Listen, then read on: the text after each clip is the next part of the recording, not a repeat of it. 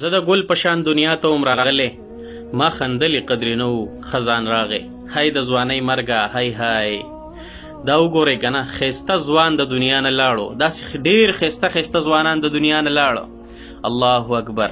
د مور پلار په زړه به څه تېرېږي، د مور پلار په زړه به څه ارمانونه چې زما زوی به سبا له غټ شي، زما زوی به دا کوي، زما زوی به افسر جوړېږي، زما زوی به سرکاري نوکر جوړېږي، زما زوی به ما لپاره ګټه وټه کوي، زه به خپل بچي له واده کوم، زما به نو وسي. الله اکبر. دا هر څه ختم شي، د څه د مرګ سره دا هر څه ختم شي. دا مرګ مالم را روان دی، دا مرګ تالم را روان دی، خو د ځوانۍ مرګ ډېر عجیبه وي، ډېر عجیبه وي د ځوانۍ مرګ.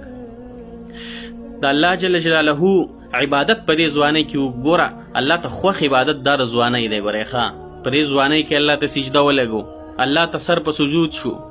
دا رور به زما سره په فیسبوک باندې فرینو او چرته بیان به شیر کاو، چرته کې نعت به شیر کاو، ښه خبره به چرته شیر کوله.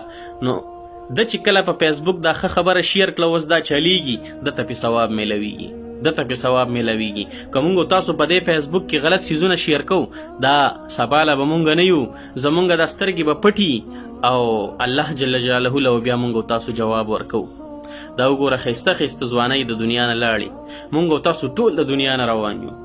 زمونږ او ستاسو په دنیا کې لږ شانته کې وخت دی. ګورئ ښه، دا وګوره، سړی ماشومي کچی ماشومي، بیا غټ شي، بیا لږ غټ شي، بیا پلار جوړ شي، بیا نیکه جوړ شي، بوډا شي، لاړ شي د دنیا نه.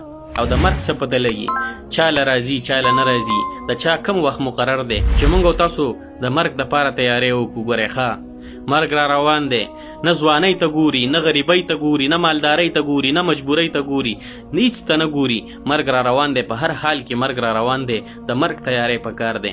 الله جل جلاله دې دې والدینو ته صبر جمیل نصیب کړي، الله دې بایله په جنت الفردوس کې اعلی مقام نصیب کړي.